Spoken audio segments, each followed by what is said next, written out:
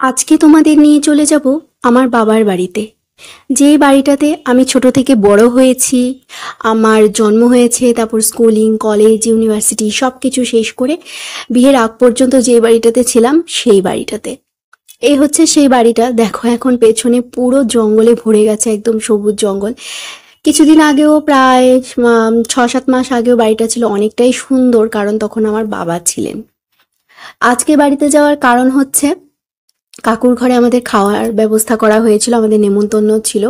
কাকু আমাদের ছেড়ে চলে গেছে, অনেক বছর হয়ে গেছে।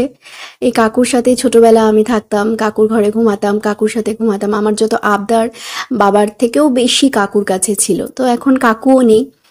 আর নেমন্তন্ন করা হয়েছে এ হচ্ছে কাকিমণি।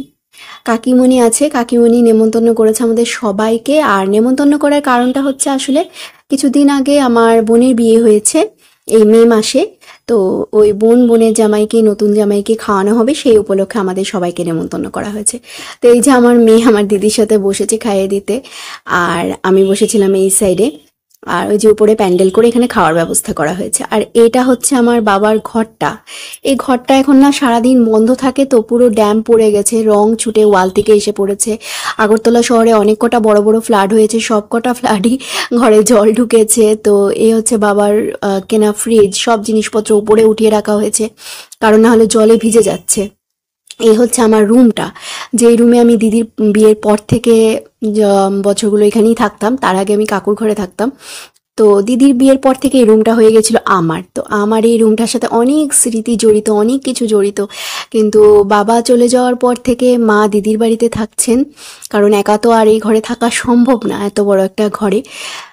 মারও বয়স হয়েছে, অসুস্থ হয়ে আছেন। তো এখন খাওয়া দাওয়ার পর্ব শেষ করে আমি, দিদি, মা তিনজনেই ঘরটা খুলে অনেকক্ষণ ধরে বসেছিলাম ঘরে। কিন্তু এত খারাপ লাগছিল, সত্যি কথা বলে বোঝাতে পারবো না। মানে ঘরটা এতটাই আমার খারাপ লাগছিল যে আমি থাকতে পারছিলাম না ওই ঘরটার মধ্যে। আমি শুধু ওদেরকে বারবার বলছিলাম যে চলো চলে যাই, আর ভাল লাগছে না।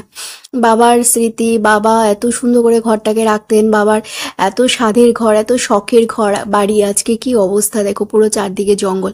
কারণ কারো থাকা হয় না না এখানে। আর কয়েকদিন পরে পরে বৃষ্টি হচ্ছে, জঙ্গলগুলো পরিষ্কার করা হচ্ছে না। তো আশা আছে কয়েকদিন পরে মা যখন আবার এখানে কিছুদিনের জন্য থাকতে আসবে, তখন পুরো পরিষ্কার করে আবার ঠিক করে দেওয়া হবে।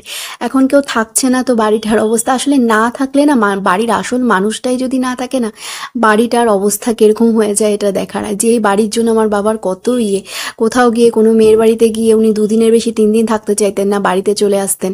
আর আজকে বাড়িটার এই অবস্থা দেখে মানে এতটা খারাপ লাগছিল আমার যে আমি তোমাদের বলে বোঝাতে পারবো না।